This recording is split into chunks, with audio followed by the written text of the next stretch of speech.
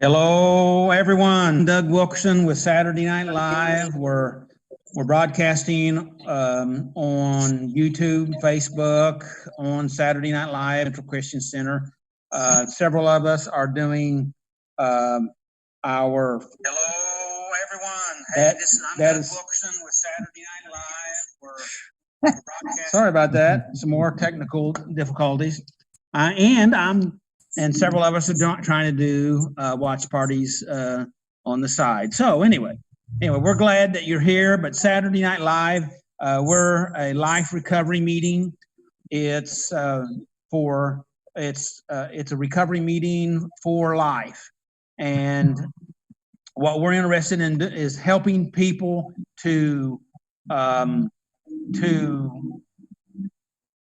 assist them in putting things together in our life. A lot of us go through life and we don't know. We just feel like we're stuck. We're overwhelmed. We work hard. We try hard.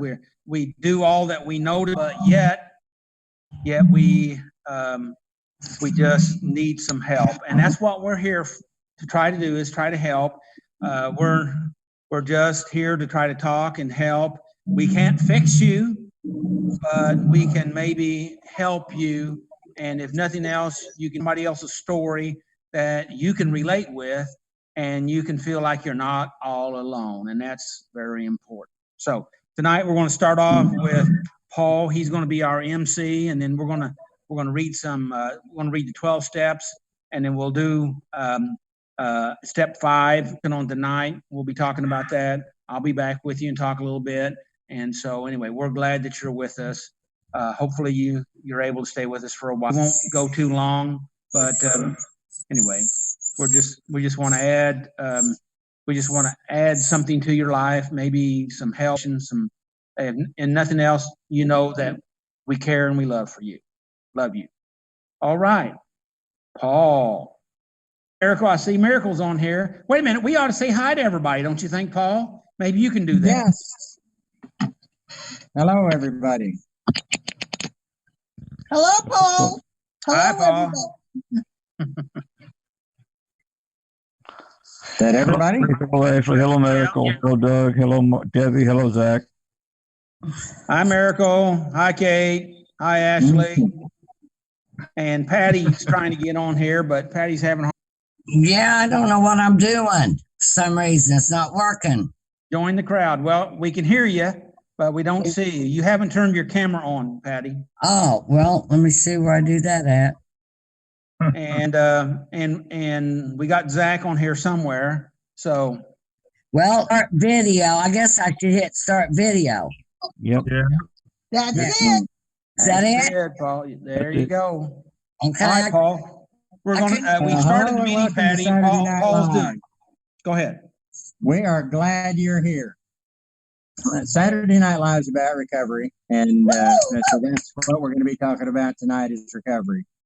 And you're welcome here. I love the line that the first time I heard it, I couldn't believe it, but you're welcome high or clean or drunk or sober. Saturday Night Live wants you here with us because it's where you need to be, and we want to be able to. And we love and accept every person. We don't like your stuff because your stuff's mean to you, but we love you and we want what's best for you all the time. We want Saturday Night Live to be a safe place. And even online here, we want to treat everyone with respect and honor. In our Zoom meeting, we're careful not to talk over each other. And also privacy. What is said here stays here.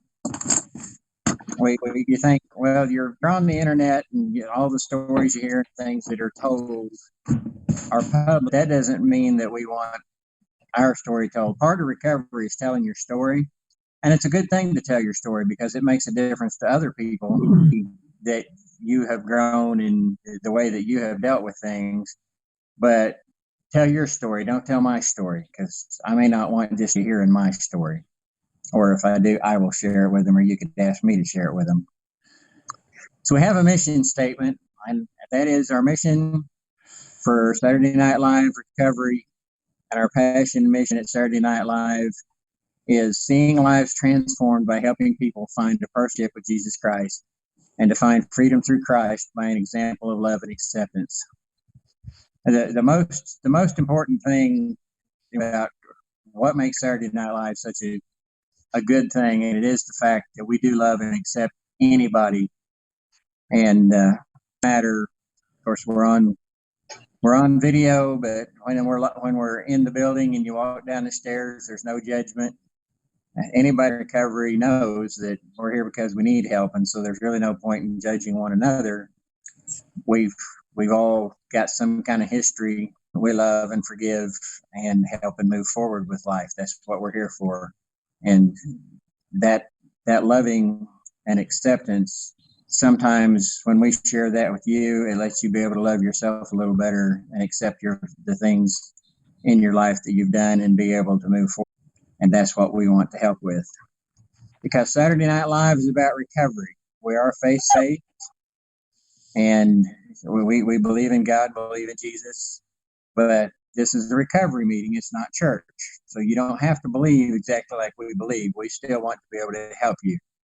And we just, if you want recovery, we want to be able to help you any way we can. And we thank you for allowing us to be able to do that. It's a privilege to be able to share our growth. And it's like when we see somebody break through and break the chains of addiction and see them move forward with their life. And even if it's just baby payday, it's such a great thing for those of us who are volunteering and trying to help. When we get to see that's a true privilege, and we appreciate you letting us do that. And let me see.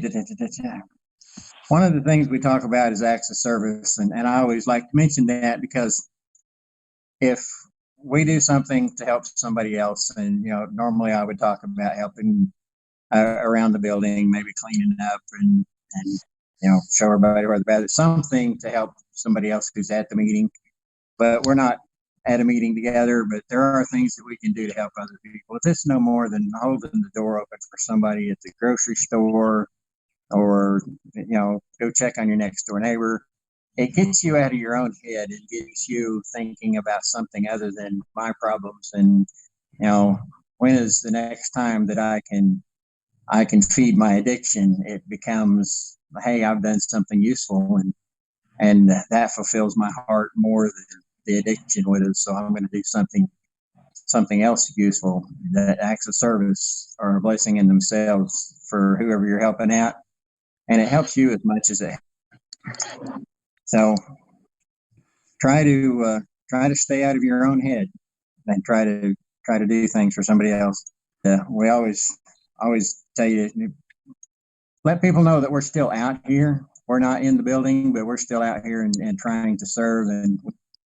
And there's lots of numbers. If you need help, call somebody. Don't be isolated.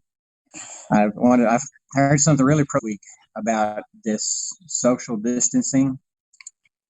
That's a really bad word. We don't want social distancing. We want physical distancing. We need a little bit of space so we're not coughing and sneezing on each other. But we don't want to be antisocial and push people away. We still want to keep those social connections. And so I really like the idea of physical distancing as opposed to social distancing. Try to keep every relationship you have intact, because people are important and we need each other. So now we're going to move on to reading the steps, and it's Kate to read the 12 steps. Kate, come on down. All right. Yay, Kate. Yeah. Thank you, Yay, Kate. Okay. So step 1, we admitted that we were powerless over our problems, that our lives had become unmanageable. Step 2, we believed that a power greater than ourselves could restore us to sanity. Step 3, we made a decision to turn our wills and our lives over to the care of God. Step 4, we made a searching and fearless moral inventory of ourselves.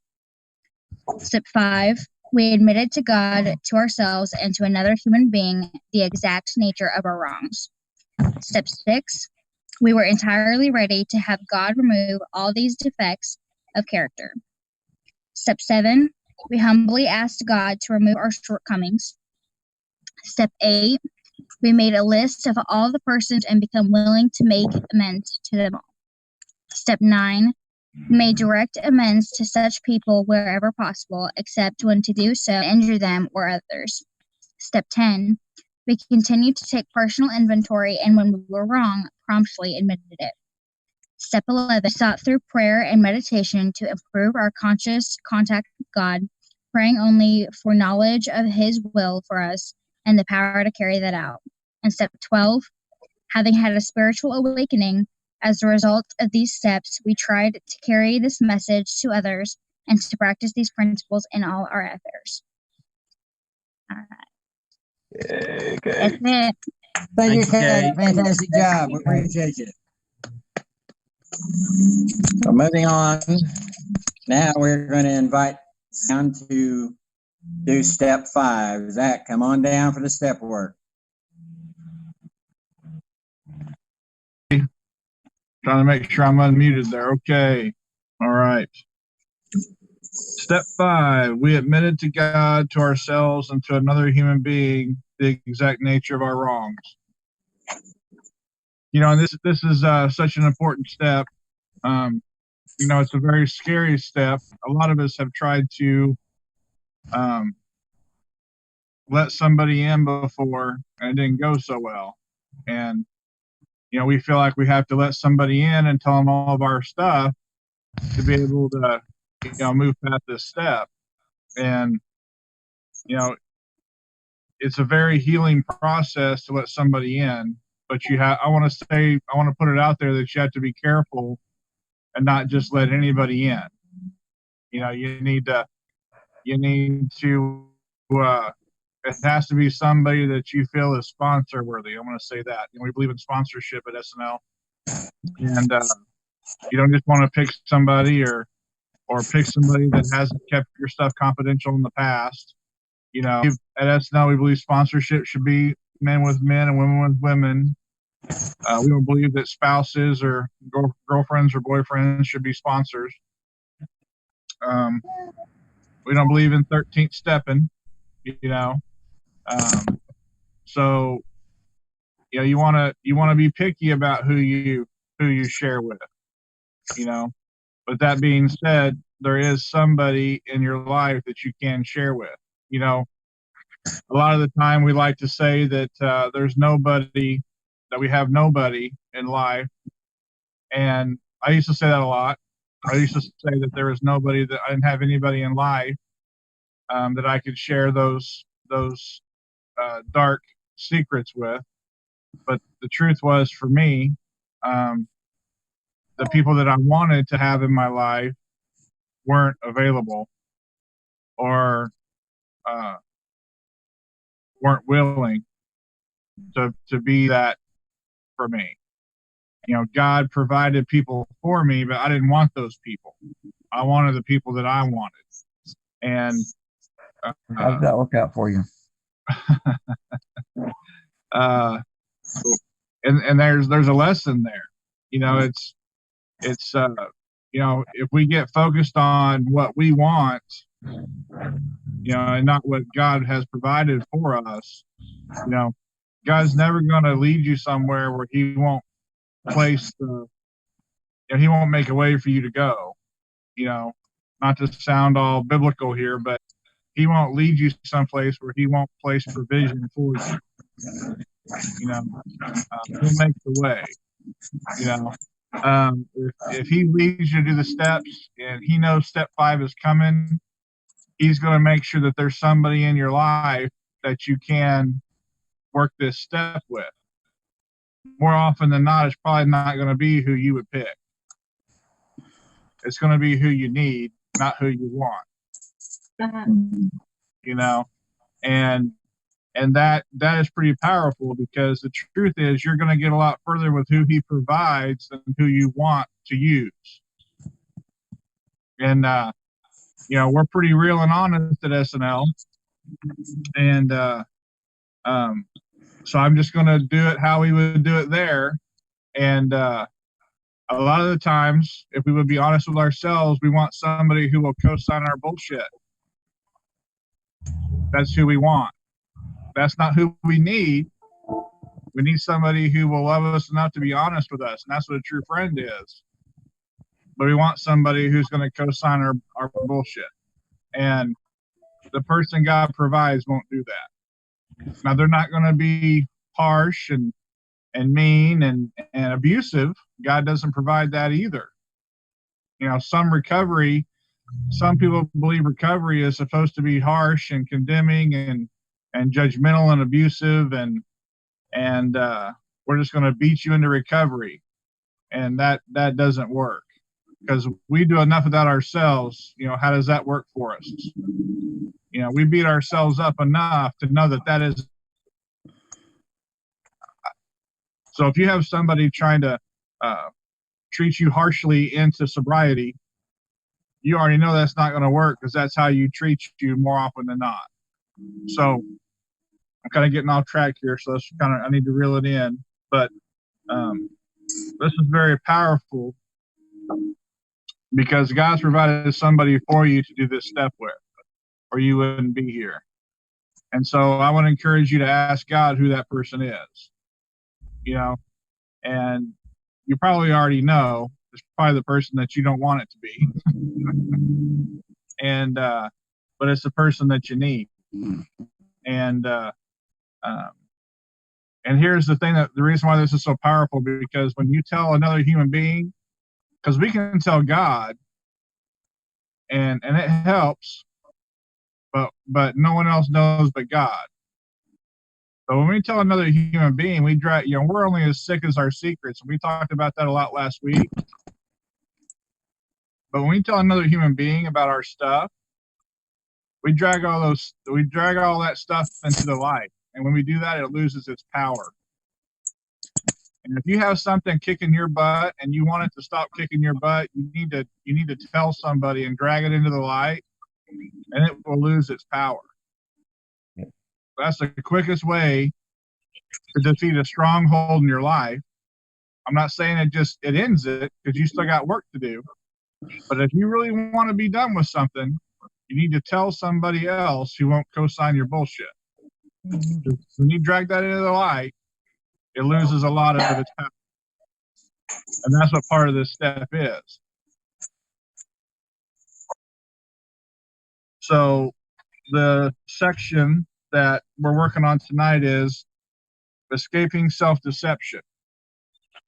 And there's 2 questions here, and I picked a couple of them here. First one is, as you examine yourself, can you admit some self-deception in the past? And there's a lot of self-deception in the past, because we lie to ourselves so we can stay sick.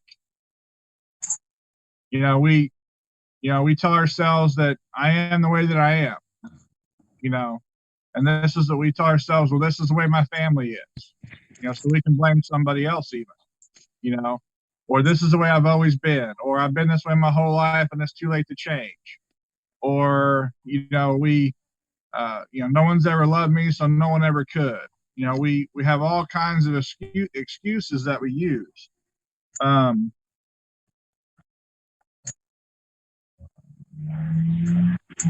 Something that I used to say to myself is that, I've tried so many times to get clean and it just never works for me. Or nothing good ever happens to me, or nothing good ever lasts very long. And when you believe that way, you get what you believe. It's a self-fulfilling prophecy. Because if you're always waiting for bad things to come for you or to happen to you, they're going to happen to you. It's almost like you create them to happen. And, it's like when the electric bill comes due and you live that way where, bad things always happen. Well, you don't pay your electric bill. Well, pretty soon a bad thing's going to happen. Your lights aren't going to work because you didn't pay your electric bill. And that's kind of a weird way to look at it. But if you have that mindset, you kind of set yourself up for those things, because if something bad is just around the corner, then you're not doing all the things that you need to do to live a good life. You know, when we're in that world, we don't live life on life's terms. You know, and so the next question I had was, does anyone have the freedom to speak truth into your life on a regular basis? And then if so, who? And so the first part of that is, you know, that is so important. You know, again, we need to be careful who we allow to speak into our life, because there are some people out there that they want to take advantage of us. But we can't let that be an excuse to not let anybody speak into our life. And I did that for a long time. I was like, well, I'm not going to let anybody speak into my life. And then no one could ever tell me, hey, you're missing it. Or you're doing something wrong. You know? And then I could just do whatever I wanted to do with no accountability, you know, or so I thought.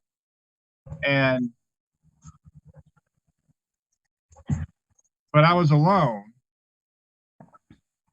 and I had nobody that could help me or give me wise counsel. And it's really a gift if you have trusted people that you allow to speak into your life. You know, I was a very sick person when I didn't let anybody speak into my life. You know, and you got to say that. You got to say that again, Zach. I was a very sick person when I didn't allow anybody to speak into my life. Now, I don't let just anybody speak into my life. Good. You know, I mean, there's people that I don't. I'm not rude about it. You know, but, you know, we have to be careful. But we've got to let people speak into our life. You know, God did not mean for us to be alone. You know, that we take that scripture to mean that it's just about, you know, a mate. But the truth is he's all about relationship. His whole thing is built on relationship with him, relationship with a mate, relationship with one another. This whole thing about recovery is supposed to be done with relationship. If you're struggling in recovery, I would challenge you to look at your relationships. You can be going to recovery meetings and you can be going to 4 or 5 a week. But if you don't let anybody know you in those meetings, you're alone. If there's no relationship going on and no one's allowed to help you, if you don't let anybody help you or see you, they see you. Everybody saw me when I thought they didn't. But I never got any better until I let them help me. But we've got to trust. We got to trust somebody. Not anybody, somebody. You know, we got to open our eyes and look around, and we can tell who people trust. And we got to give them a shot, and we got to let those people speak into our life. You know, when I first started coming to SNL, I didn't think that everything Doug said. I thought some of the stuff Doug said was crazy. You know, I love Doug and respect him to death, but I thought some of the stuff Doug said was crazy. You know, now he was right. Say that again. Hey, say that again. Doug was right, but I had a lot of stuff I had to work on. But the more that I let him speak into my life, and I would test it out, I would try it on. And he never told me I had to do anything. But I would try it on. You know what? It worked. So I'd try something else on, and it worked too. And then we just go a little bit more and a little bit more and a little bit more. You know, and a lot of people don't know, when I first started coming to SNL, it wasn't very long until I went to counseling with Doug twice a week. Twice a week. I had 8 counseling sessions a month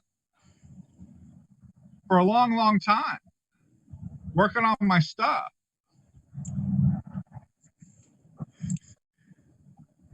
And we got to have somebody to get better. You got to have somebody to speak into your life. You got to let that happen. And if they, and you know what, if you try it and they don't keep your stuff confidential, or, you know, fire them. But it doesn't mean that you stop. You get somebody else. It's not an excuse to stop getting better. You get somebody else. But we got to let people speak into our life. You know, and I don't just have Doug, I have other people. You know, and, you know, we've all met those folks that they don't need anybody. It's just them and Jesus. We've met those people. They don't need any man, but they got Jesus. It's just them and Jesus. And I'm sorry, I love Jesus, but he is not enough. And you can look in the scripture and find it. That's not the way he set it up. That's not the way he set it up. He wants us to have one another. He wants us to pour ourselves into one another. So my encouragement tonight is that you be careful, but you find somebody to speak into your, that you let speak into your life. And then if you can trust one person, then you can trust more than one person. You know, I have several people on here tonight that I let speak into my life. I have Paul on here.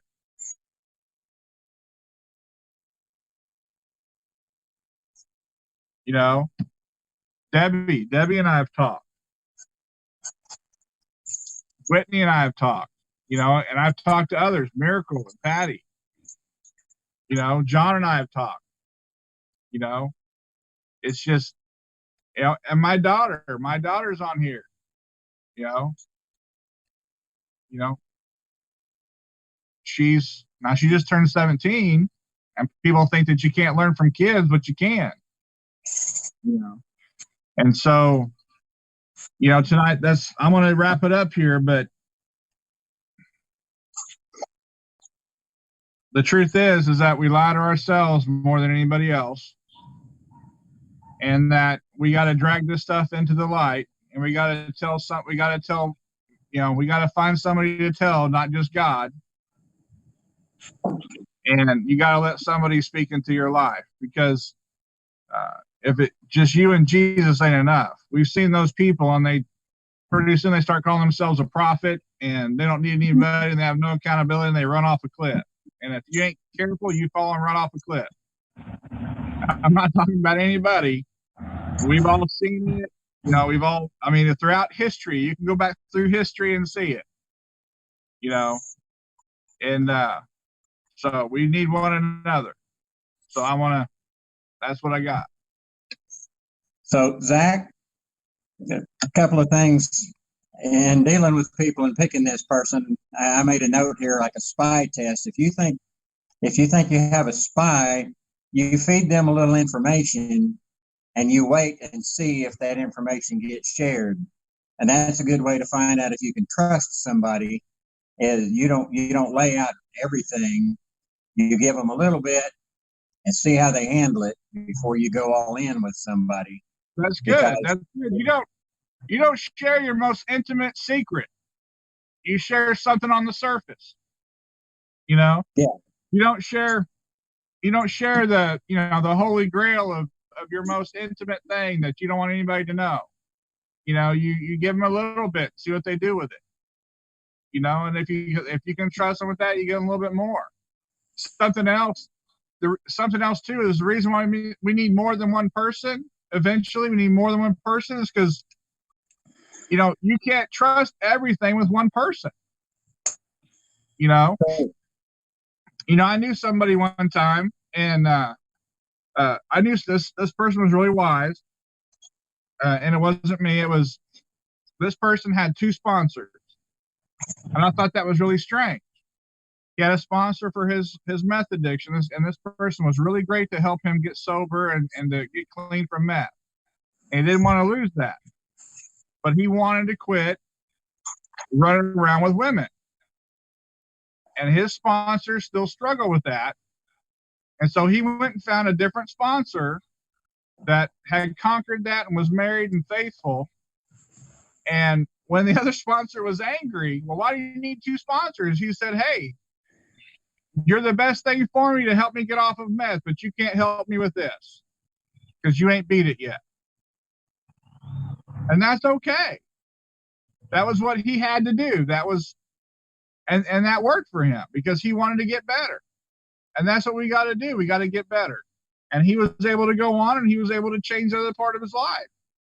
And ended up going back and helping his sponsor with the meth issue, helped him with that. And so, because we help one another. And so, you know, it's not one person can help you with everything. You know, and something else that I want to throw out here, so you got me thinking, is that sometimes we have to be mature enough that it isn't about the sponsor. Okay? If I'm your sponsor and I can't help you anymore, it's not about me. It's about you. Right? Mhm. So if I get butthurt because you moved on, is that your problem or my problem? It'll be your problem. It's my problem. That kind of brings up my other note. I had made a note about an imaginary relationship. A lot of times when we first meet people, we'll project what we think that person should be. Especially happens with couples, but it also happens with the sponsorship. You think that person is supposed to be your all in all, and they're supposed to carry and understand everything possible that you have going on. And so you'll go all in on a relationship in the beginning because of what you think it should be. And every relationship needs to be built with trust a step at a time, not all in the first week because you think it's going to be something else. Right.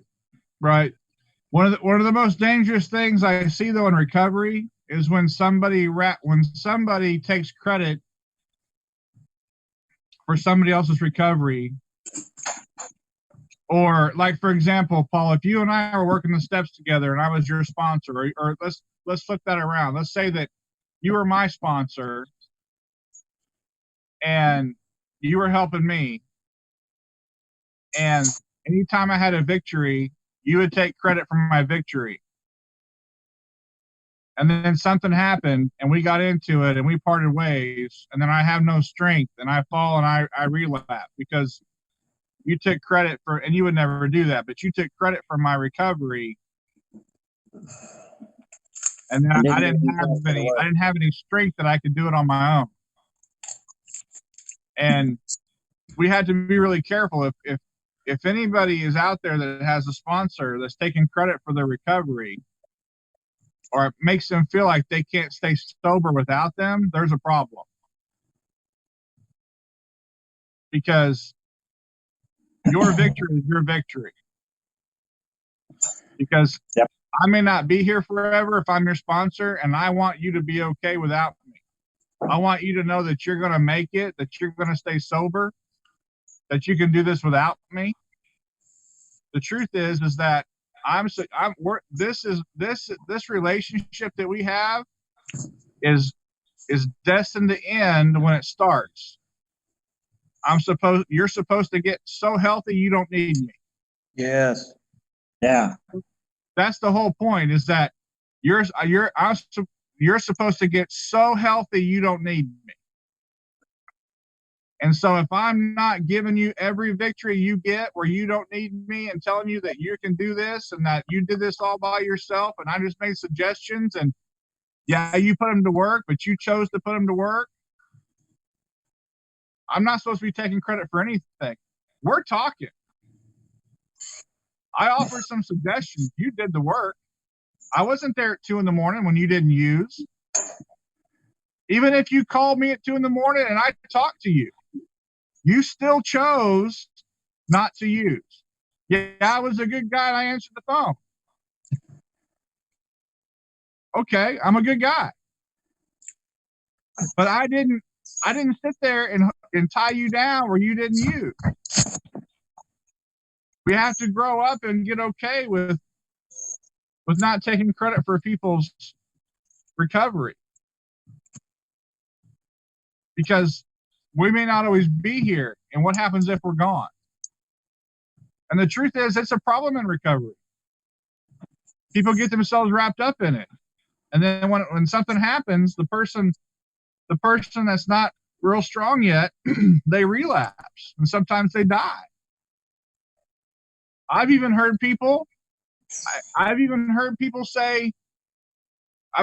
people get in an argument in a fight, and I've heard sponsors look at their person and say, "You'll never make it without me."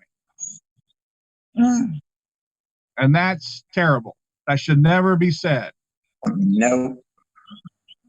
And that you should never have been a sponsor. If you can say that, there's a problem. Because it's not about you. You know, you're supposed to be working yourself out of a job. You're supposed to be supporting them and giving them every victory where they look at you one day and say, "Thank you, I don't need you anymore. I'm going to go help somebody else." I would like to throw a thought in there, if I may. Okay.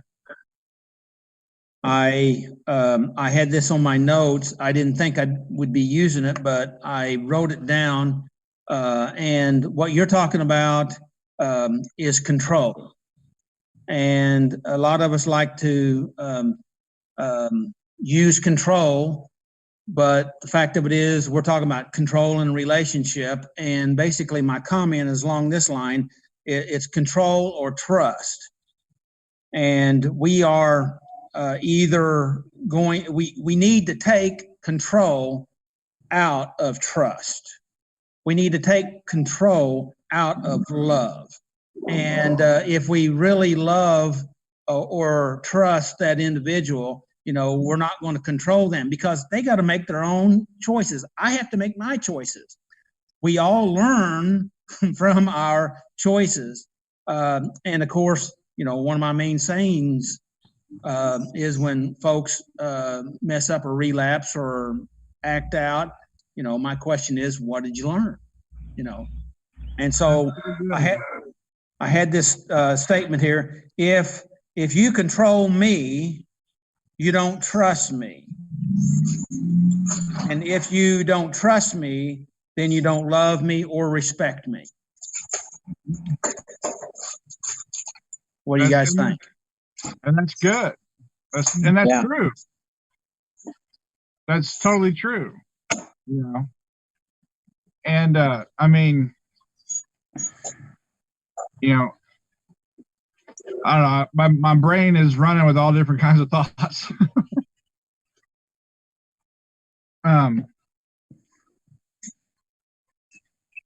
You know, if I need to control you, then I'm insecure. It ain't got nothing to do with you. Now I'm going to tell you it's got everything to do with you, but it's all about me. You know, if I got to control you, then you know, it's not that, you know, and I'm going to tell you that you're all messed up, but really I'm all messed up. You know, and it's all about my insecurity. And you know, that's one thing about SNL that's so unique is that we're about life recovery, because the truth is that one of the first things that we try to teach is it's not about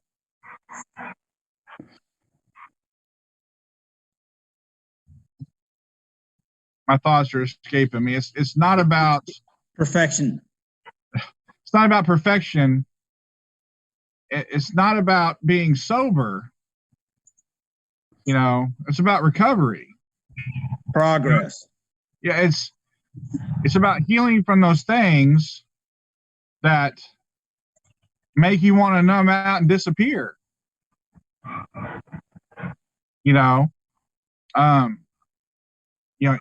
So you may have went to a party and drank something or used something to have a good time, but you didn't plan on doing that every day for the next 3 to 5, 10 years. Nobody plans to be an addict. Okay. Okay, well, think about what you're thinking about. Every time you get to hurting or thinking about this, you escape. You got to work on what hurts if you want to quit escaping. And whatever you're using to escape will start to disappear. And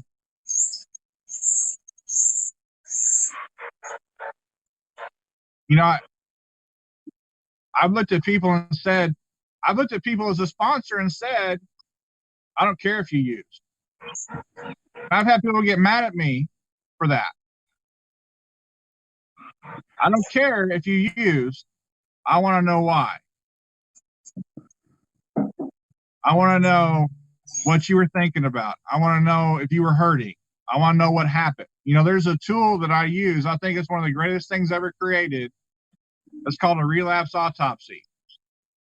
And this thing starts, you go back, it starts the minute you used, and it goes back 5 minutes, and then 10 minutes, and then 15 minutes, and then an hour, and then 5 hours, and then it goes back to 2 weeks. And it charts what happened in your life, what happened to you 10 minutes before you used, or what happened to you a day before you used, or 2 weeks before you used. And you can look at that and see, oh, well, I lost my job. I lost my job 2 weeks ago. And then my girlfriend and I started fighting all the time. Or, I got scared, or just whatever it is. Then I was really stressed out, or and then, oh, you know what? That's a pattern for me. It's just, and I've gone way too long. We need to move on, but it's just, this is more than just drugs and alcohol. We get so hung up on this substance. Yes. And the truth is, 99.9% of the time, it's pain, it's trauma. It's something that you can't forgive yourself for. It's that stuff that we're running from. And when it gets too heavy, we escape. However we escape. And then it slowly kills us. And it doesn't matter who you are or what walk of life you're in. It doesn't matter. I've sat in a recovery meeting. I've sat beside a doctor and a teacher and had a soccer mom behind me. It isn't like it's just, a homeless person. It's, and we don't talk about this, but there's a whole system for the hospital for doctors. There's a secret recovery system for doctors. This touches everyone. Everybody's hurting. Everybody's hurting. We all know the same language of pain. And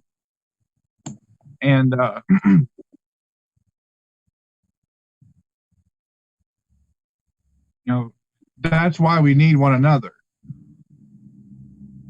And that's why God knows this works, because, we can heal one another. If we would just let people in, let somebody love us, then we'll hurt a little less. Your And then when section was your section was on escaping self-deception, and the biggest self-deception is that you're in this alone. Good. Doug, right now, Doug, I'm thinking of that video you showed that day at SNL with the dog that had been abused, and you couldn't touch the dog. Mhm. And that was so powerful. And I'm emotional right now, and I'm, it just, I see hurting people every day, and I love the work that I get to do, but it's all around us. It is. And, but right now I'm just thinking of that video you showed where the animal was abused, and you couldn't get near it, and that we are that animal. We are that animal in so many ways. And that's what we do at SNL. One of us like that walks in, and over time, lets one of us get a little bit closer and a little bit closer and a little bit closer. And then there's another one of us to love on somebody else that comes in, and so, but that's what I got. Thank you, Zach. Thanks, Zach. Thanks, Zach. Ashley, are you still with us? There you are. Ashley's going to do reflection for us tonight. Ashley, come on down.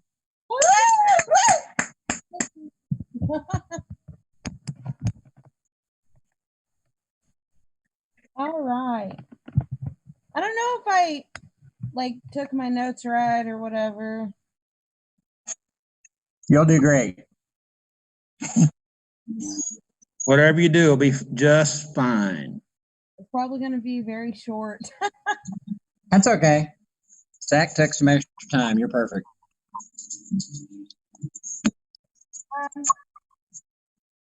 Well, so step 5 in escaping self-deception, in the attitude, Lamentations 3:40, and that says, instead, let us test and examine our ways.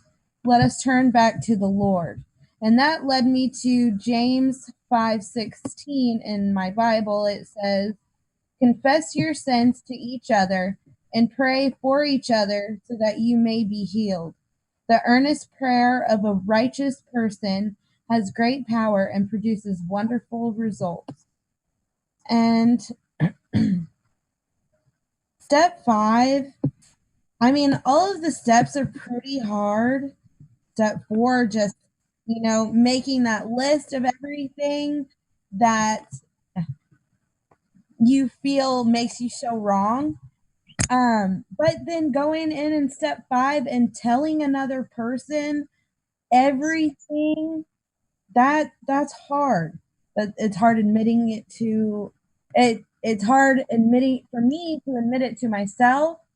And I've worked the steps a lot, quite a few times, and every single time I go back through, there's the same old things that I see over and over, but there's new things that I didn't really notice before, or that I didn't want to admit to myself. But all of the steps are so important. I lost my notes here.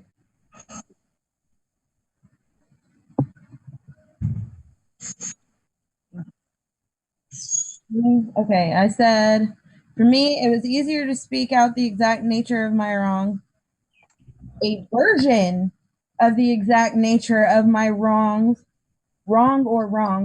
to somebody else than it was to truly listen to myself and soak it in and really understand that all of these things make up my incredibly sick mind, and that I have to constantly be aware of every single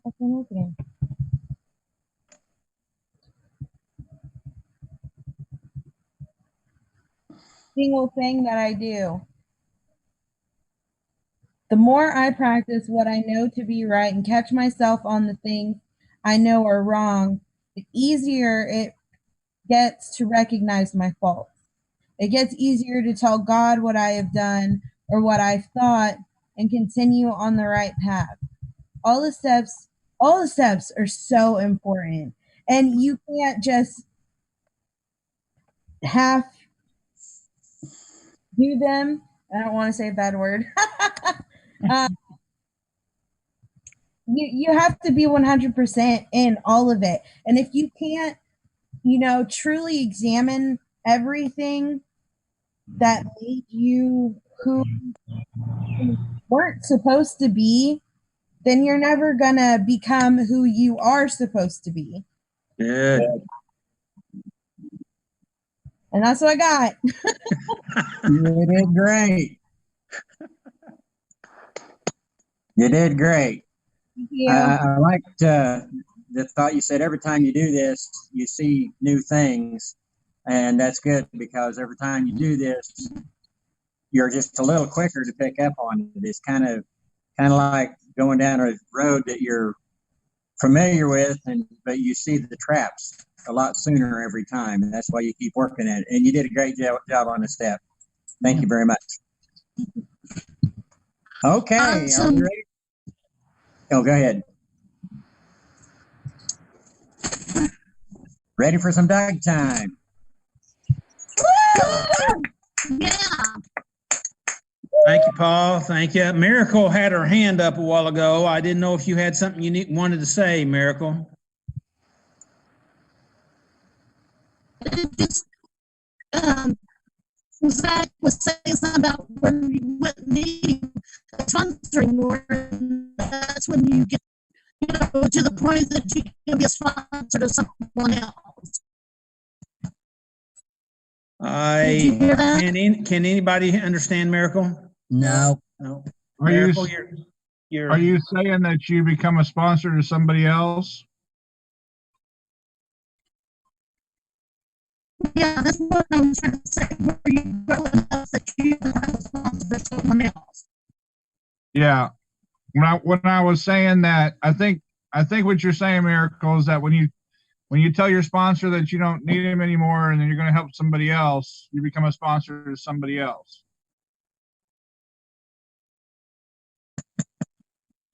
Well, yeah, what I'm saying is, saying Debbie's my sponsor and I've grown enough and it's not that I don't need her, it's my turn to be, to mentor someone else is what I was trying to say.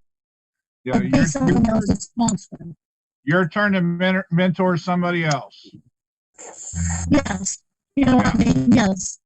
Teach someone, do step 12, basically. And that's what not throw anybody, not get rid of people, not have people in my life, still speak in my life, but make me help someone else. Yeah, she's saying don't get rid of people and stop letting people speak into your life. Just start helping somebody else. That's good. Yeah, I wasn't meaning you don't let people speak in your life. That's a good point, Miracle. She's saying that we don't stop letting people speak into our life. We just become a helper of others. And we keep letting people help us. That's good. Thank you, Miracle.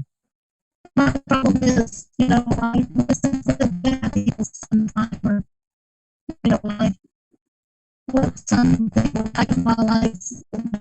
I could have changed and they didn't, but I'm working on it. Miracle, I can't understand anything you're saying. And so no problem. you may need to get a mic situation to help you on that. But hey, is there anybody else that has any comments about the step reflection or anything that was going on.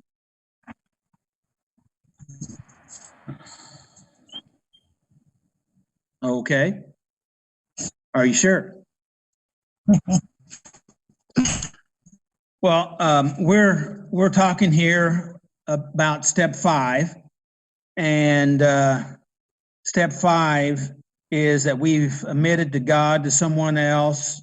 We've admitted to God, ourselves, and another human being the exact nature of our wrongs. And we were talking about self-deception here, escaping self-deception. And so the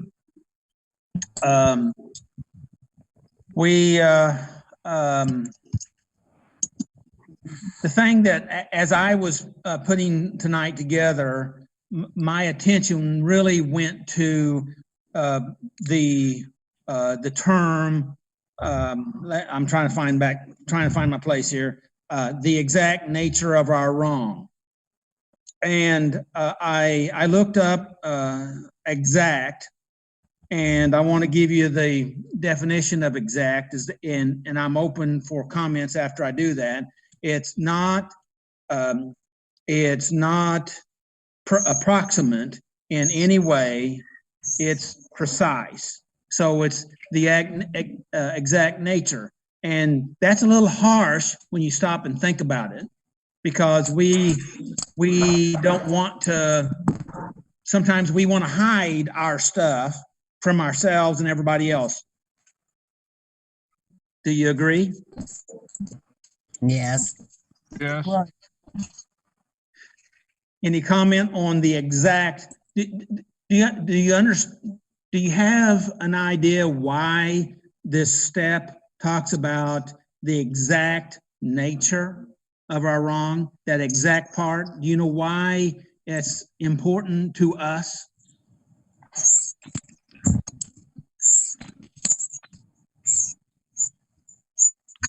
I think you should tell us. I do too. Because we want so badly to minimize what our guilt is. Well, I like what Jeremiah 6:14 says. You can't heal something that you say is not there. That's good. That's Right. good. Yeah. So if we don't, if you can't recognize it, you can't address it. Okay, in our life, right? Right. If I say I don't have a problem, then how do you deal with anything? Hi, Lisa. Hi, Lisa. So how do we deal with stuff in our life? I mean, we're being swamped, overwhelmed with stuff, and we're saying, well, I'm just going to be an ostrich and stick my head in the sand and let everything overwhelm me and pretend that nothing's wrong. And how does that work out for you? You know, I think it says exact nature, Doug, because it's so we don't get lost in the details. Good. Sometimes we think when you think about nature, how do we define nature? It could be trees, it could be grass, it could be air, it could be everything outside. And the key to that is everything outside. It means you got to take what's inside and pull it out so that you can deal with it and you can heal from it. But if you get lost into the details of, well, I did this and I did that, instead of looking at, well, this and that fits in this category, the nature of this is self-deception, or maybe it is fear, or maybe it is pain. And so when you know what the nature of that thing that makes you do this and that is, you're not getting overwhelmed by those details. And that's what we're talking about. We're trying to locate the why, okay? The why. And sometimes we can't even get all the picture. But like Ashley said, Ashley did such a great job, talking about, taking it a piece at a time and getting a little better focus on what's pushing you around or eating your lunch or overwhelming your life. Does that make sense? So that's really good. And that word nature has multiple definitions, and you hit several of them in there. One is the atmosphere and the nature aspect of things, but we're talking about the manner of things is part of that nature term too. So there's multiple aspects. So we're talking about trying to, we're always talking about getting real. And the other word that I wanted to focus on is the wrongdoing. Okay, the exact nature of our wrongs or our wrongdoings, and that's those are wrongdoings. Let me just give you the definition that I looked up on it. It talks about legal or dishonest behavior. Okay, and sometimes we think about wrongdoings as just being something that I did illegal. Well, yes, that's true, but dishonest behavior really can affect us in a hidden way if we allow it. Does that make sense? Because then we're lying to ourselves, we're lying to others, we're lying to God, and we're not allowing ourselves to see really what's going on. Does that make sense? Any comments from anybody?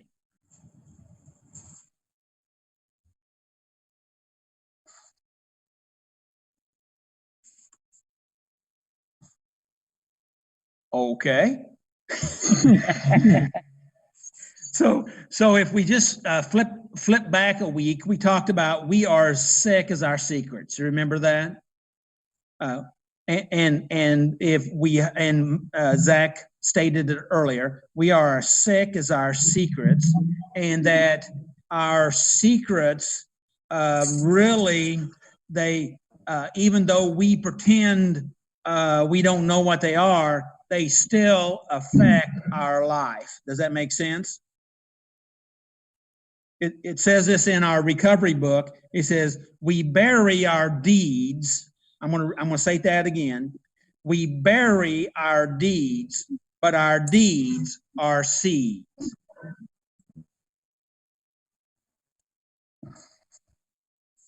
Shall I say that again? Mm-hmm. Yeah. All right. We bury our deeds, but our deeds are seeds. Wonder what that means. That means they're coming back up. Bigger and badder than you put them away. Well, it depends on what kind of seeds we planted, right? Right. Whether they're good or bad. That's correct. That's correct. And that's what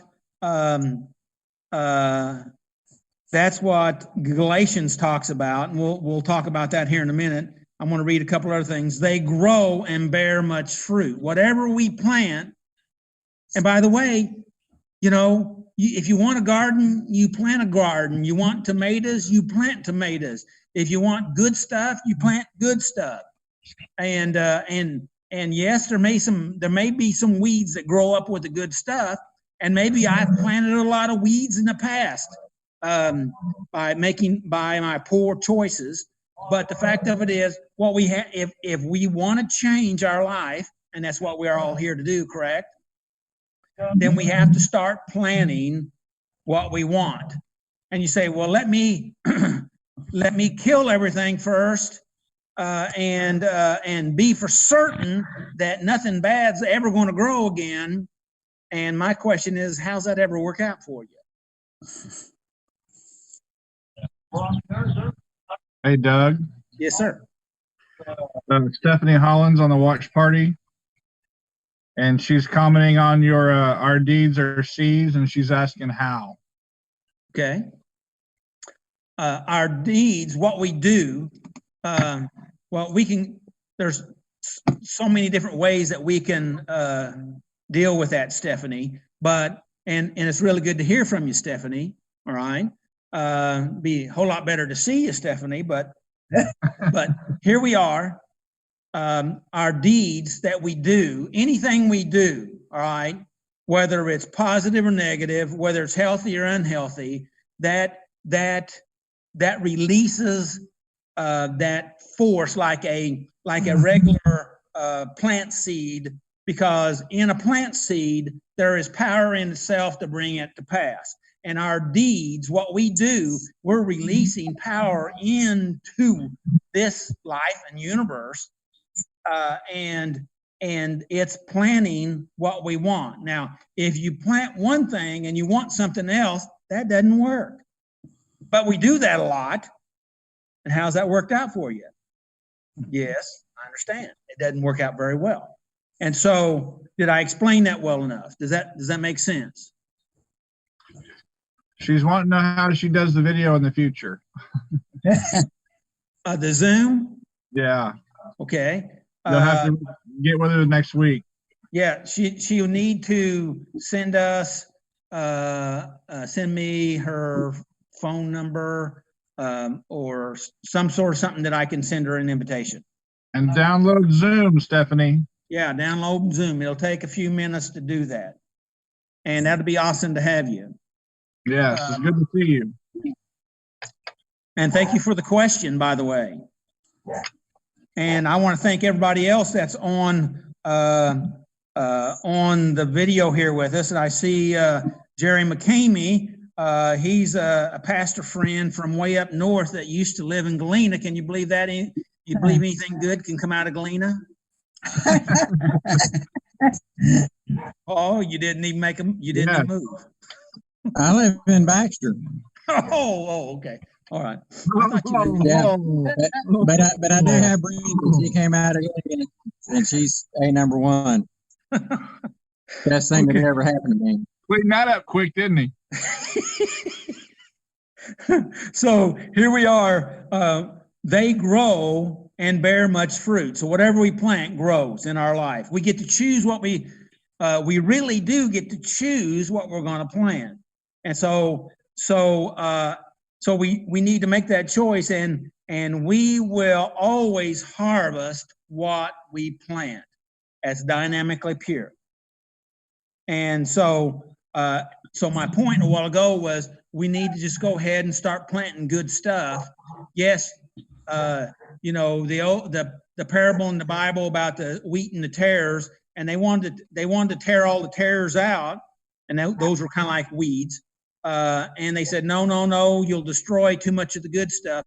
Just go ahead and let things grow. And when at harvest time, then we can separate it. And so the fact of it is, we need to prepare for the harvest, even though there's going to be bad stuff that grows up in our life. And then just deal with it, right? We just deal with it.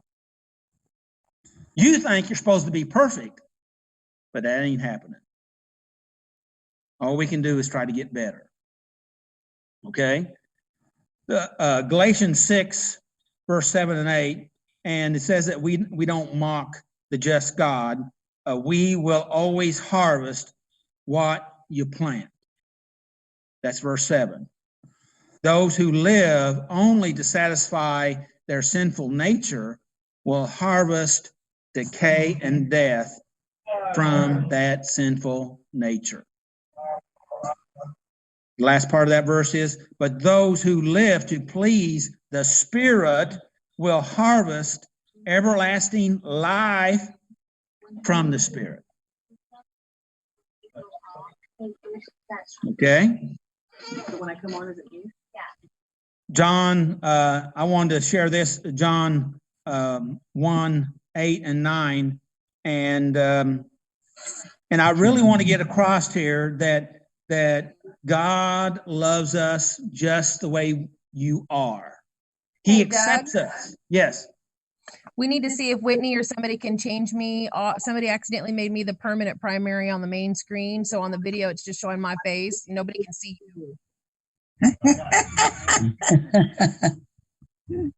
Not on the watch party.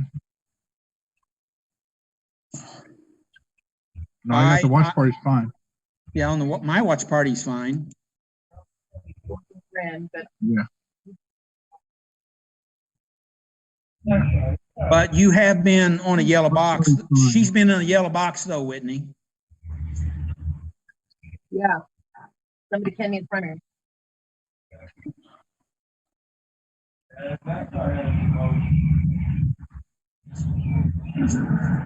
It's showing me on my watch party, but she was in a yellow box. But Yeah, you're good, Doug. Now, You're back. okay, now we're in a multi-screen, right? Yeah, multi-screen. Okay, I'm gonna let Whitney take care of that. Thank you, Whitney. I'm trying to refocus.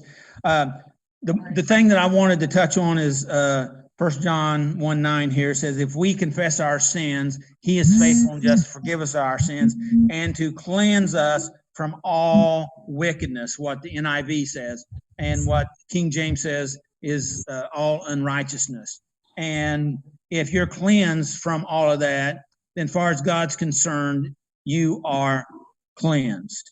And today we were talking about self-deception, and our title was "And Hello to Love, to Forgiveness, and Cleansing." And so if we can come out of that self-deception, knowing that He has forgiven us, okay, that doesn't mean that we're perfect. That doesn't mean that you still you're still doing stuff, okay? Things happen, right? But you are forgiven, okay? I wanted to touch on this statement, if I can find it here, and I'm looking to see what time it is. I can't see what time it is, but and that is step 5 says goodbye to self-deception and hello to love. And you should note that those that we've been cleansed from all the wrong, okay? We've been cleansed from all the wrong. Does not mean we've been cleansed from all the wrongdoing. That doesn't mean that you're not able to do some wrong stuff, because you will be doing some wrong stuff. Does that make sense?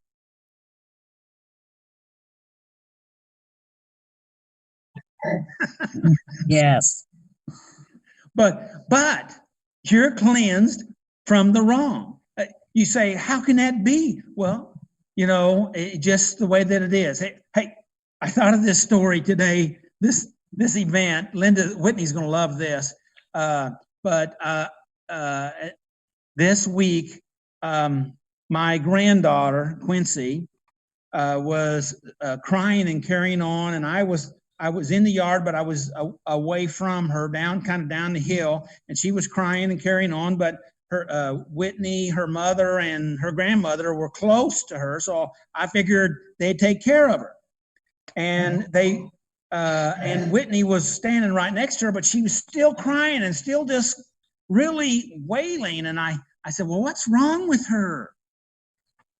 And I don't mean, all I can do is tell you the story. But I walked up there to see what was going on, and I said, what's wrong with her, Whitney? And she says, she wants to be picked up and comforted, but she's got a big old toad frog in her hand, and I'm afraid of frogs.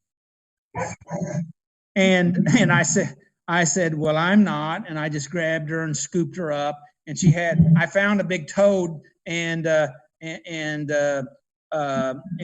my grandson and my granddaughter, they were playing with it, and she had it in the hand, and Whitney and Linda didn't want to get close to the frog. But today, now grab this picture. I saw that, I'm not saying that I'm like God. I'm just saying that I kind of, in a way, I saw that that's the way God operates.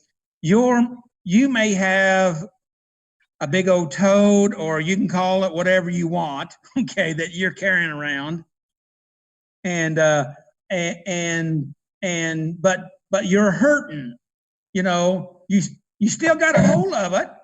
And what I think what I heard Whitney say, I believe, was she wanted her to let go of that frog so she'd pick her up. But Quincy didn't want to let go of the frog, but she wanted to be picked up. Does that sound like anybody you know? Yeah.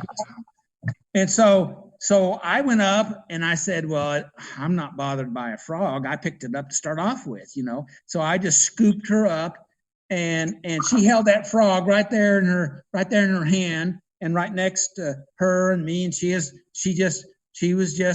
wound up emotionally. She worked herself up into a good emotion.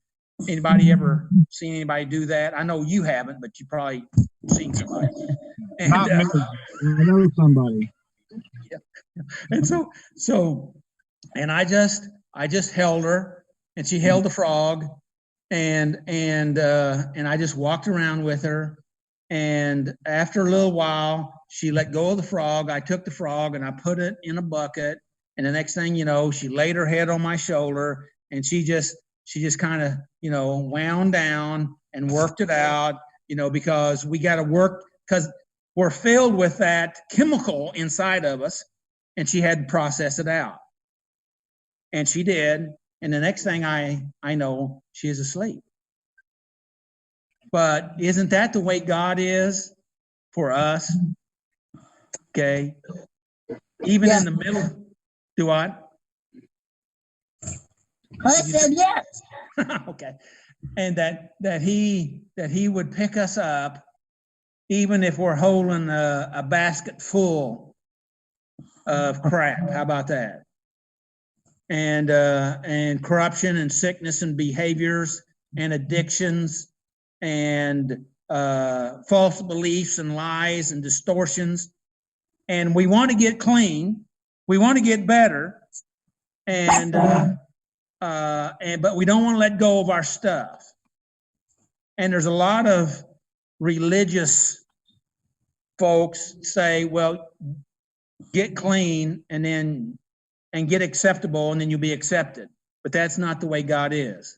He accepts us just the way we are. Just the way you are, just the way I am. And if he hadn't accepted me the way I was, I would have been in trouble. How about you? Most definitely. Yep. And the whole key here is love.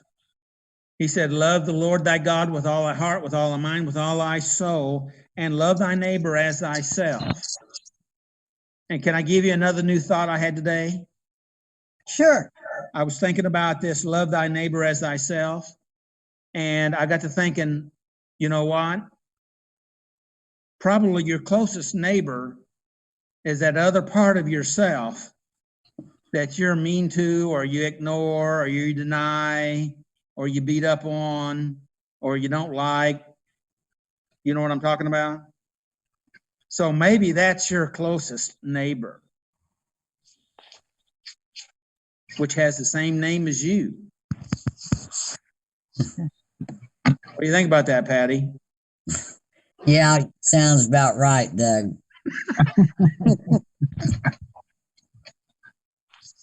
Thank you, Patty. That should almost be love yourself like you love your neighbor. I like the line that Zach uses all the time. You should treat yourself like you would treat somebody you're trying to help. Yes. And very important person, valued person. And the fact of it is, it's all an operation of love.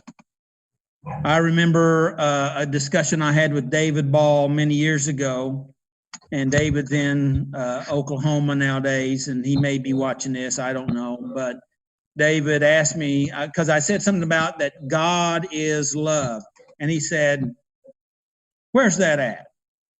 I said, well, it's in 1 Corinthians 13. He said, I've heard that all my life, but I didn't know where that was. And I said, well, I reached over on my desk and pulled the Bible open, flipped it open, and I found the particular scripture, and I handed him the Bible and told him where it was, and he says, wow.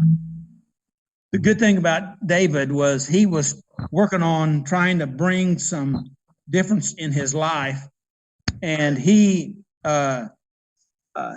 called himself, he was in NA, and probably a lot of people know him from NA, but he called himself an NA Nazi. I haven't heard that term in a long time, but Lisa, do you remember David Ball? Do you by chance remember him? But anyway, he was. I remember him. And anyway, but you know, and there's a beginning that was a beginning for him, and it helped him turn his life around. But he had to make that, and he was looking to make that a bigger spiritual connection, if you're using that terminology. And so, and I love David. He's a good man, and I hope it. So let's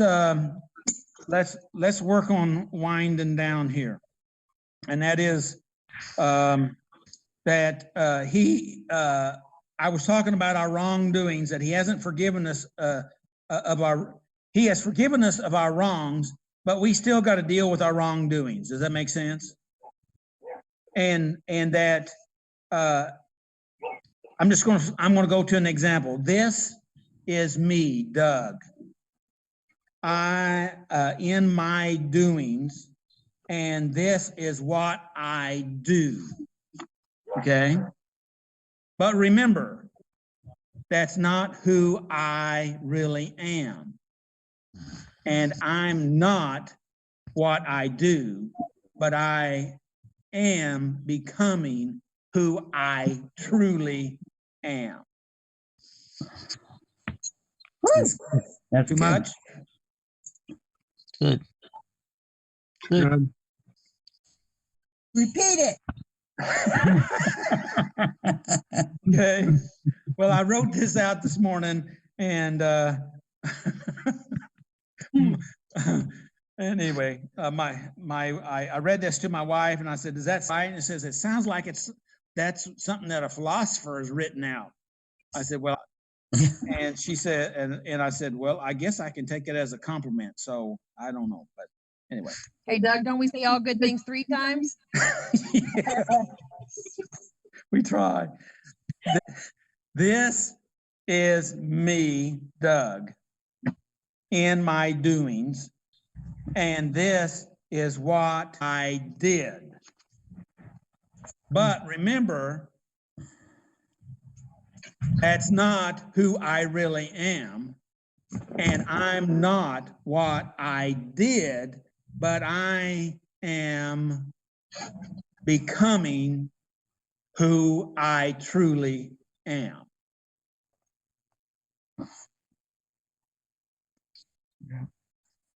Yep. So really we need to come to the place that we are able to receive that cleansing and that forgiveness. We need to let ourselves be healed inside. We oftentimes say, well, I'm not good enough yet. I'm waiting. Well, we can't wait. We just got to let the healing in so that we can be forgiven and that we can truly be set free. That's why we need to recognize what we need to do, and that is that we need to recognize that we got to accept the fact that I am forgiven of my wrong. And yes, I got to work on changing my personal habits, my life functions the best I can, and that's my wrongdoings. Does that make sense? And the better I get at that, the better my life gets. I have the reason why is because then that means I have less stuff I've got to clean up in my life. Does that make sense? Yep. Yes. And if you don't like cleaning up stuff in your life, then the answer is then stop doing so much of that stuff. Right? Yep. So, and that's easy for me to say, but all right, tonight we're going to say we're going to let go and say goodbye to self-deception, and we're saying hello to love and forgiveness and cleansing. Saying goodbye to self-deception is hard, but it is extremely healthy. And you can't do it all at once. It's kind of like eating an elephant. It's a bite at a time. That's good. It's good. Okay? Be patient. Be patient. Be patient with yourself. Love yourself. Treat yourself like you're an important, valuable human being. Love yourself. Be good to yourself. And let the healing in. Amen. You know, Doug, you're talking about getting to know yourself and not being, you know, what you do does not define who you are. And I think that's one of the reasons that step 4 and step 5 are so important to people, because these are the redefinitions of who, when you come in broken at step 1 and going, I am just powerless, and you're beat up. And then you go through those steps by 3, you come to realize that you needed help. You're willing, there's a power that can help you get there. And at step 3, you say, okay, I'm willing. What? And this is where so many people struggle with going, okay, I'm willing to turn my life over, but I'm not willing to accept his grace and mercy and love and forgiveness. And so step 4 helps us work through those inventories and then redefine who we are in this new person, this new entity, this new creature that we created in step 3, this new person of recovery. And then in step 4 is about getting to know who you are, and step 5 is about starting to introduce yourself to others. And, you know, if you don't know who you are, other people will define you by what you do. So Yes. when you know who you are and you've done that inventory in step 4 and you start introducing yourself to others, you can then say, this is who I am, but this is what I've done, and this is what I've learned from that. And so that's where you're starting to do that process of redefinition of who you are. And who you are becoming, which is so Yes. important.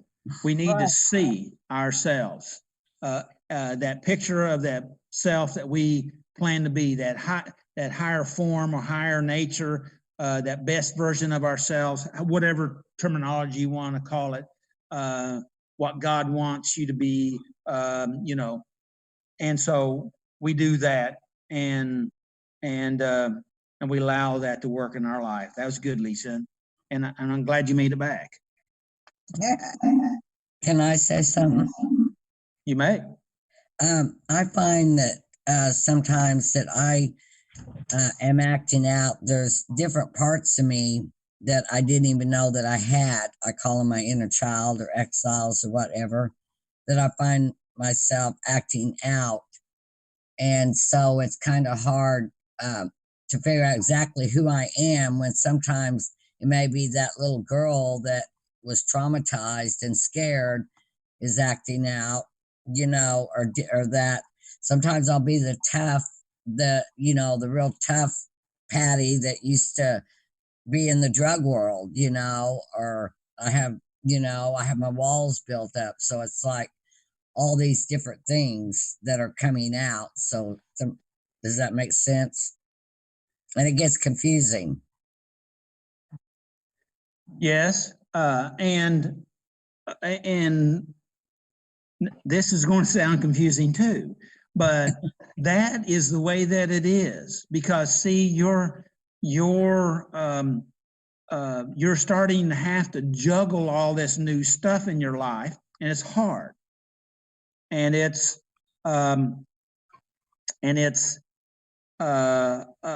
confusing because it's new. You're not for sure. I remember telling myself, you know, I don't know if this is real or not.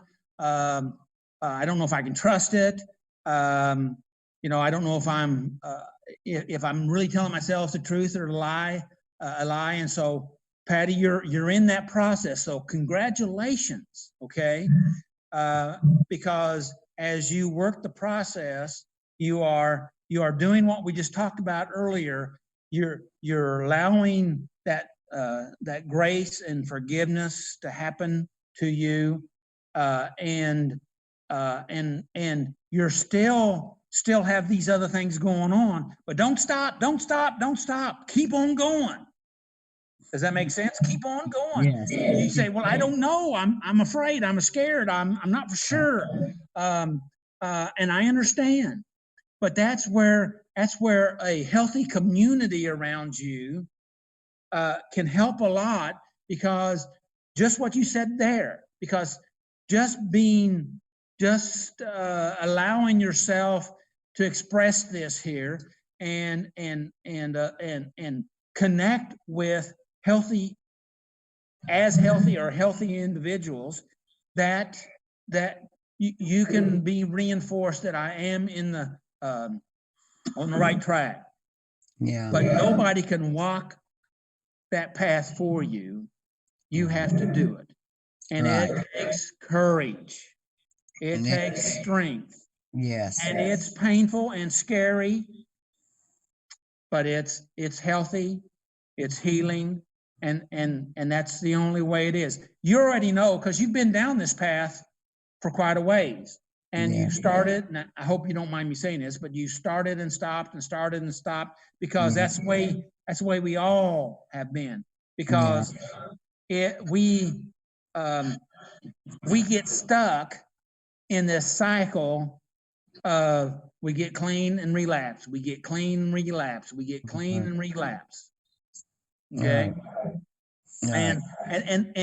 And you say, well, it shouldn't be that way. I've heard a lot of people say it shouldn't be this way. Well, reality is reality, and reality should be just the way that it is. We may not like the way that it is, but it still is the way it is.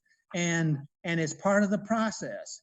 I saw Ricardo on here a while ago. I don't know if he's still here or not, but I remember Ricardo telling the story, about, for a big measure of years, his term was he bumped along the bottom.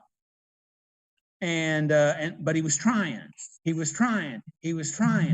didn't give up. He kept after it. He would try to stop using a day or two before church time so he could come to church somewhat sober.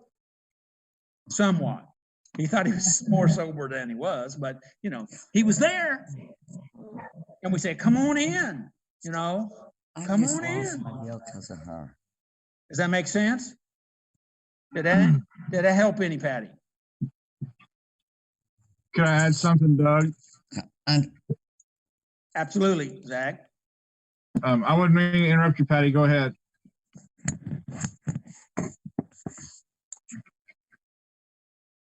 Well, lost me. Well, we see you and we hear you. I'm gone. I don't know what happened. Well, did you have Somebody something you called want me. You're here, so won't you go ahead and say what you want to say?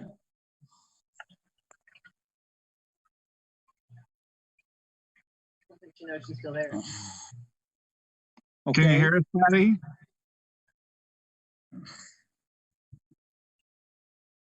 I guess not. Okay, Zach. We'll just I go to you.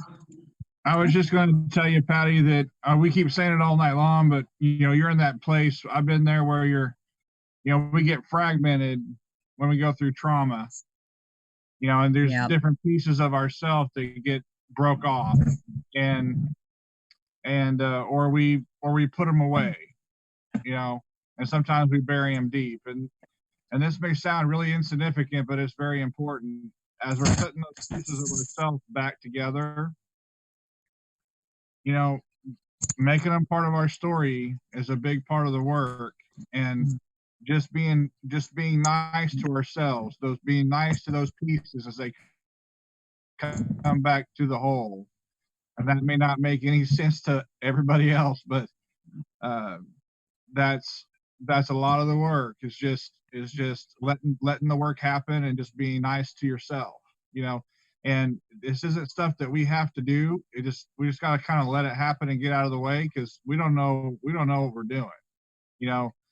We just kind of come to a place where God's able to do that work in us, and it's more of not stopping it, kind of getting out of the way and not stopping it, and letting him do it, kind of thing.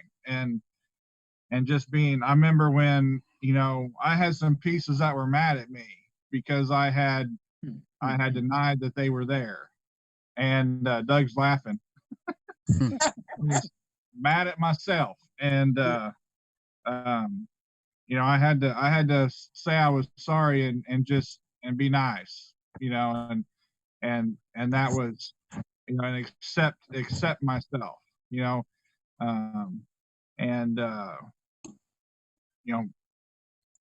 make it part of my story. And I'm sure that makes sense to you. So that's Yes, all it I have. does. Thanks, Zach.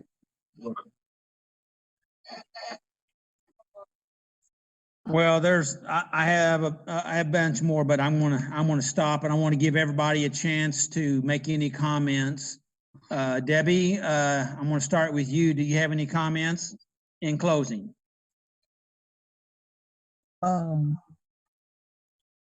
No. I mean, I talk a lot to my inner child too and stuff, and try to bring together, and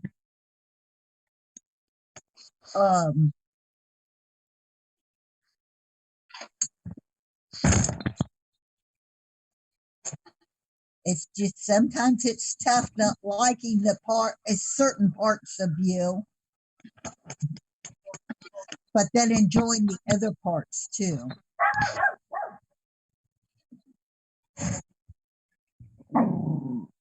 And that's true. That's what Zach said. But the rest of the story is all of our parts are part of us. And remember the scripture that I said, we love our neighbor as ourselves. Those parts that we don't like is a close neighbor. Right. Really close. Really close. So love them too. You may not like everything they do, okay? But you need to love them, in my opinion, and according to the scripture. Okay, thank you, Debbie. Patty, do you have anything you'd like to say? No, well, except that I was also told whenever I'm having a feeling or something from my therapist that I'm supposed to figure out where I'm feeling that. Like if I'm having an emotion or something, I'm supposed to do I feel it in my stomach? Do I feel, where do I feel it? And I don't really understand how you're supposed to be able to feel that or locate that in your body. Are you still going to that same therapist? Yeah. Then I guess I need to ask her, huh? Yeah, I mean, we could talk about it, but the fact of it is, you need to ask them. And the real story is, Patty, is that that's, what she's wanting you to do is become aware of your emotions and where you feel it in your body. It can be an indication of what's going on. And because our body is kind of like a speaker system for our emotional being. Does that make sense? Yes.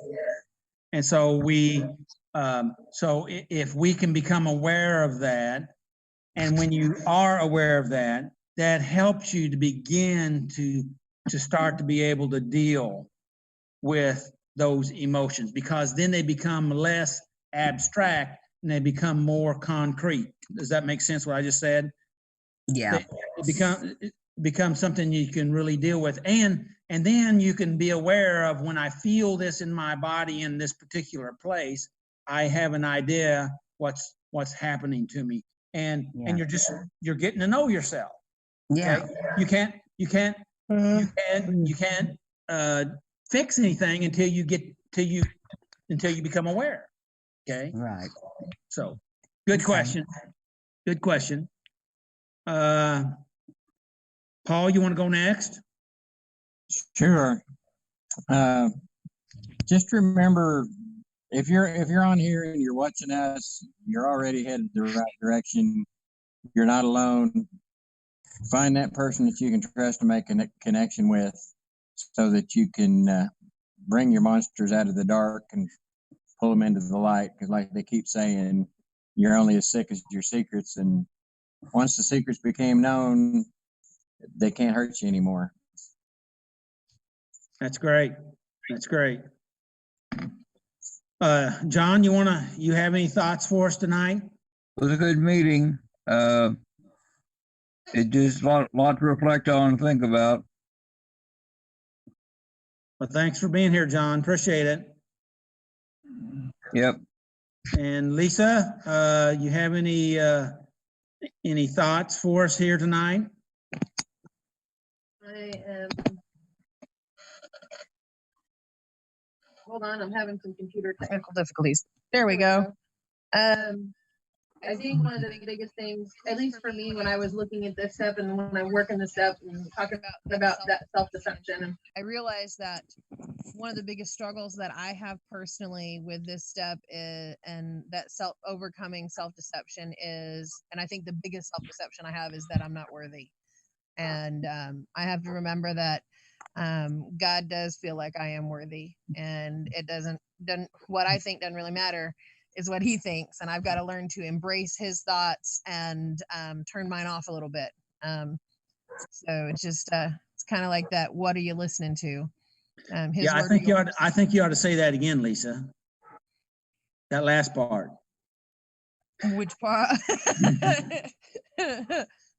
I got to stop listening to myself, start listening to him. Yes. Yeah, and it's you know, when you're listening to you got music in your headphones, if you don't like the station, you change it. And so sometimes, you know, what we do very often is when we hear that channel that is confirming those thoughts that run through our heads, we just stay there.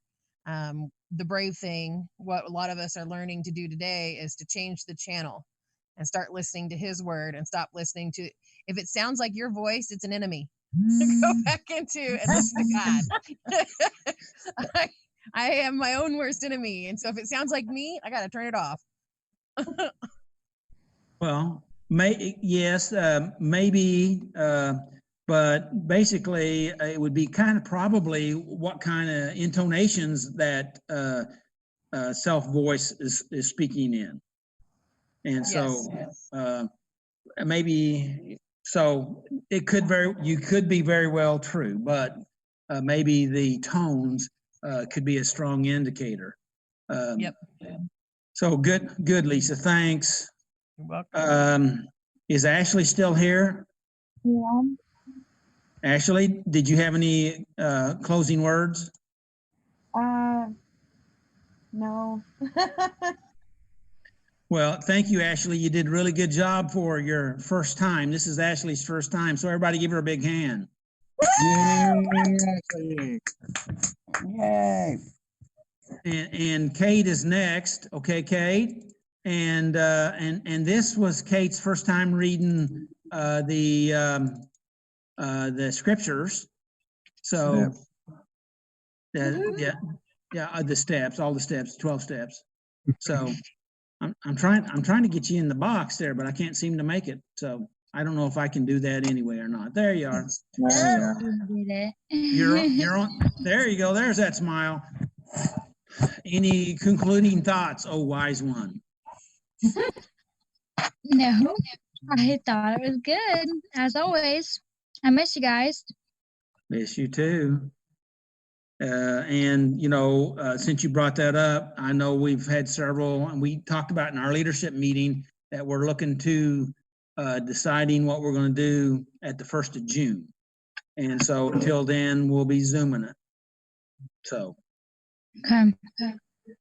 All right. So I guess, Miracle, do you have something you'd like to say, Miracle?